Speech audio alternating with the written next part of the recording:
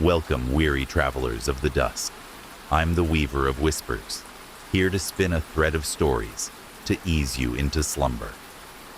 I know this video is your lantern for the night, so before we wander further, tap a like and join my quiet company with a subscription. Where are you tonight, and what time hums in your corner of the world? Sink into your pillows, breathe deep, and let the journey begin. The hollow beneath the floor. Maggie had lived in cities her whole life. Boston, then Chicago, always in tight apartments with thin walls and restless neighbors. When her grandmother Ruth passed away, leaving her a farmhouse in rural Maine, it felt like a lifeline. She was 32, burned out from teaching, craving silence. The house sat on 10 acres, a weathered clapboard relic with a sagging barn and fields gone wild. She drove up in late June, her hatchback stuffed with boxes, the air thick with pine and promise.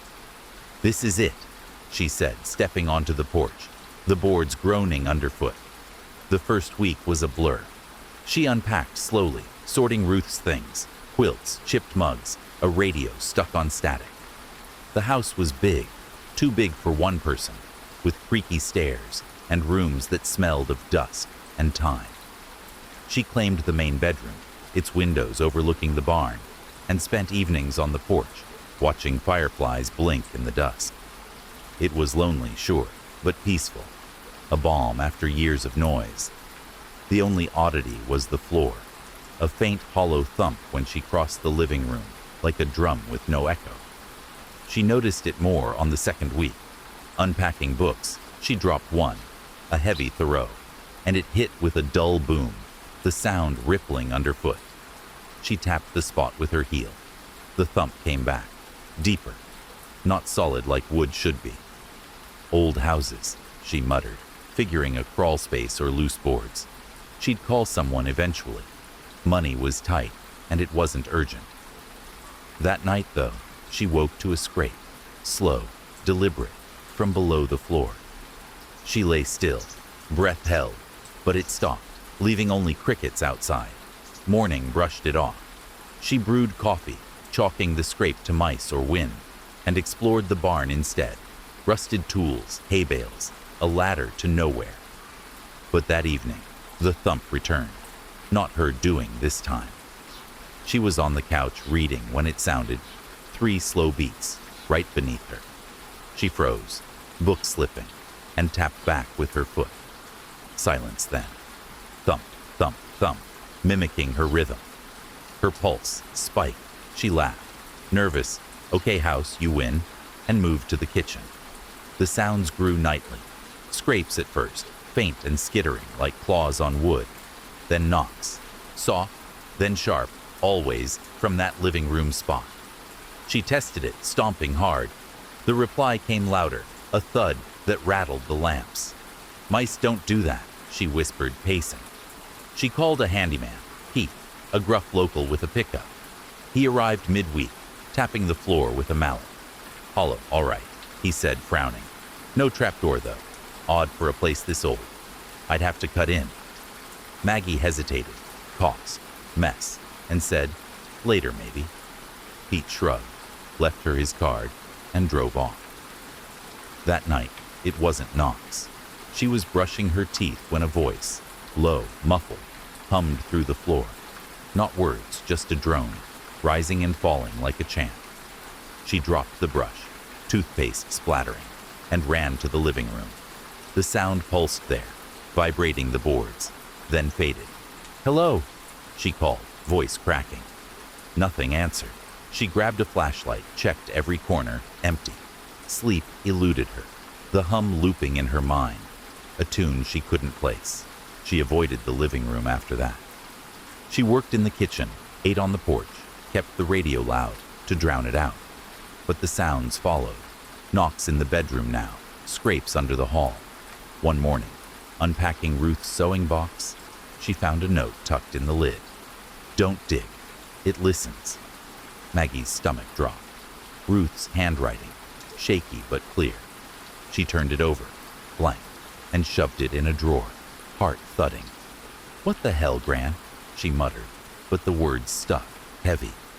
Pete came back a week later. "Floor's bugging you, huh?" he said, reading her face. She nodded, showing him the spot, now marked by a rug she'd thrown over it. He pried up a board with a crowbar, wood splintering, revealing a dark gap. "No crawl space," he said, shining a light. "Just a hole, deep one." The beam vanished into black, no bottom in sight. A faint draft rose, cold and damp, smelling of earth and something sour. "That ain't normal," Pete grunted, stepping back. "I'd seal it up." Maggie agreed, but curiosity gnawed. That night, alone, she peeled the rug back, staring at the gap. The board lay beside it, nails bent, and the dark stared back. She dropped a pebble. Silence, no clink, just a void swallowing sound. Then a knock, sharp, close, rattled the floor, inches from her hand. She yelped, scrambling back, and the hum returned, louder, weaving through the house. It wasn't one voice now. Multiple tones overlapped, a chorus from below. She sealed it herself, nails, planks, duct tape, hammering until her arms ached. The sounds dulled, muffled but persistent, a heartbeat underfoot. She called her brother, Nick, in Boston, spilling it all, knocks, voices, Ruth's note. "You're stressed," he said, voice tinny through the phone. "Old houses play tricks. Come visit, clear your head." She wanted to, God, she did. But the farm was hers now, her last tie to Ruth. "I'll handle it," she lied, hanging up, the hum buzzing in her ears. Sleep became a battle. She'd drift off only to wake to scrapes, closer, insistent, clawing at the sealed spot. One night she saw it. A board shifted, a sliver of black peeking through. She hammered it down, sweat beading. But the next morning, 2 more were loose, nails scattered. "Stay down," she hissed, driving them back. But the hum laughed at her, a low, mocking drone. She bought a recorder, setting it by the floor, desperate for proof. Playback gave her static, then voices, not hers, whispering, "It's here, it's here," over and over. She dug into Ruth's past. The attic held boxes, letters, photos, a journal from the 70s. Ruth wrote of the farm. Peaceful, but strange. Hollow sounds at night. Later entries darkened. "Something's under there, I hear it. Talking, waiting. Don't dig, don't look." The last page, dated 1998, was frantic. "It knows my name, I'm leaving tomorrow." But Ruth never left. She died here, heart attack, alone. Maggie's throat tightened. Ruth stayed, and now it was her turn. The floor fought back. She woke to a crash. Board splintered upward, a jagged hole where she'd sealed it. Cold air poured out, the hum swelling into a roar. She grabbed a flashlight, peering in. The beam caught dirt walls, a tunnel sloping down, too smooth for nature. Something moved, fast, a blur of shadow, then gone. She nailed it shut again, piling books, a chair, anything heavy. But the knocks pounded back, relentless, shaking the house. Nick arrived unannounced, worried after her calls. "You look like hell," he said, eyeing the chaos. Tools strewn, furniture stacked on the hole. She showed him the recorder, the journal, her hands trembling. "Listen," she said, playing it, static, whispers. Then a new voice. "Maggie, come down." Nick paled. "That's not possible." He grabbed a shovel from the barn, tearing at the floor despite her protests. "We end this," he growled, wood cracking, dirt spilling. The hole widened, a shaft 10 feet deep, then a chamber, rough-hewn, smelling of rock. Nick climbed down, rope tied to the couch, flashlight swinging. "It's empty," he called, voice echoing. "Just carvings, weird shapes." Maggie followed, heart in her throat. The walls bore scratches, circles, lines, names, Ruth's among them. The hum filled the space, deafening, and the floor trembled. "Nick, get out!" she screamed, but he froze, staring at the dark. A shape rose, tall, thin, not human. Shadow and bone, eyes like pits. It didn't move, just watched, the hum its voice, countless tones weaving, "Maggie, Nick, come down." Nick swung the shovel, hitting nothing. It dissolved, reforming behind them. They scrambled up, rope burning their hands, the thing's gaze boring into their backs. The house shook as they sealed it, boards, nails, cement from the barn, panting, sobbing, the hum raging below. They fled to a motel, Nick's truck rattling down the road. "What was that?" he gasped, knuckles white. Maggie couldn't answer. Her name, its voice, Ruth's warning spun in her head. They burned the recorder, smashed the journal, but the hum followed, faint in the wind. Back in Boston, Nick drank, silent while Maggie rented a flat, avoiding floors, sleeping on a cot. The farm sold fast, too fast, a young couple, eager, blind to the hollow. Months passed, Maggie rebuilt, therapy, city noise, no silence to invite it. Then a letter came, no sender, Maine postmark. Inside, a photo, the farmhouse, boards gone, a hole gaping in the floor, scratched on the back, "You left me." She burned it, hands shaking. But that night, the hum returned, soft, under her cot, whispering her name. She moved again, then again, chasing noise, but it finds her, knocks in walls, scrapes in dreams, a hollow calling her home. The new owners vanished a year later. Locals found the house empty, floor torn open, a tunnel stretching down, names carved deeper, Maggie's among them. The hum echoes there, patient, endless. And at night, the fields hum too, a chorus beneath the earth, waiting for the next step to wake it. The lantern in the fog. Sophie had always been drawn to the coast. Growing up in inland Oregon, she'd dreamed of waves and salt air, poring over lighthouse photos in library books. So when her uncle Daniel retired and offered her his cottage in Newport, she didn't hesitate. She was 28, single, a graphic designer who could work anywhere, and the idea of a seaside reset felt right.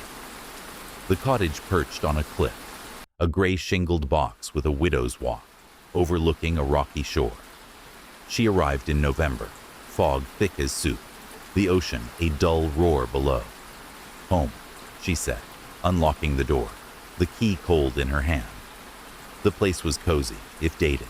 Floral curtains, a wood stove, shelves of Daniel's fishing gear. She spent the first days settling in, unpacking her laptop, sketching the view from the walk. The fog clung to everything, muting the world, but she loved it. Its mystery, its quiet. Locals at the bait shop welcomed her, swapping stories of storms and shipwrecks. "Watch the fog," an old man, Carl, warned, eyeing her over his coffee. "Gets thick out there, easy to lose your way." She nodded, smiling, unbothered. The lantern appeared on her third night. She was heating soup, the stove crackling, when a light flickered outside, soft, golden, cutting through the fog. She stepped onto the porch, squinting. It bobbed low near the cliff's edge, steady as a heartbeat. "Hello," she called, voice swallowed by the mist. No answer, just the light. Too small for a boat, too high for the beach. She grabbed her coat, curious, and followed it down the path, boots crunching gravel. It drifted ahead, always just out of reach, then winked out as she neared the rocks. Morning erased it. The fog thinned, revealing a gray sea, no trace of the light. "Weird," she muttered, sipping tea, figuring a fisherman or a buoy reflection. She sketched it anyway, a glowing dot in a swirl of mist, liking the mood. That day, she explored town, buying groceries, chatting with Carl again. "Ever see lights out there?" she asked. He frowned, setting his mug down. "Sometimes. Old-timers say it's the lantern. Lost sailor, looking for shore. Don't follow it." She laughed, brushing it off as folklore. The light returned that night. She was sketching, pencil scratching, when it flared outside. Brighter, closer, hovering by the cliff. She watched from the window, breath fogging the glass. It swayed, slow and deliberate, like a signal. "Okay, what are you?" she whispered, grabbing a flashlight. The fog was thicker now, a wall of white, but the lantern cut through, guiding her down the path. It led past the rocks, toward the beach, a steep drop she hadn't tried. She stopped, the edge crumbling underfoot, and it vanished again, leaving her in dark silence. She told herself it was nothing.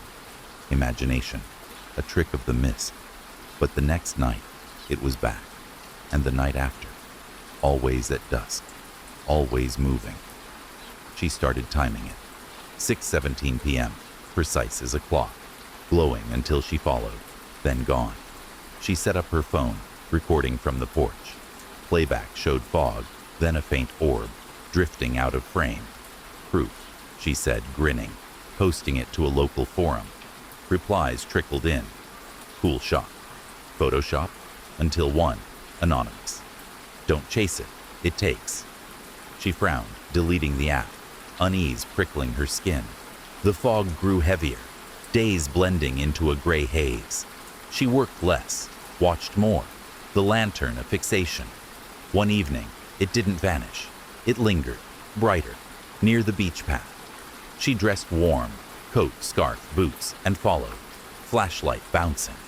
The trail wound down, slick with mud, the ocean louder below. The light hovered over the sand, then split. Two lanterns now, swaying in tandem. "Who's there?" she shouted, wind snatching her words. They drifted apart, then merged, a dance she couldn't decode.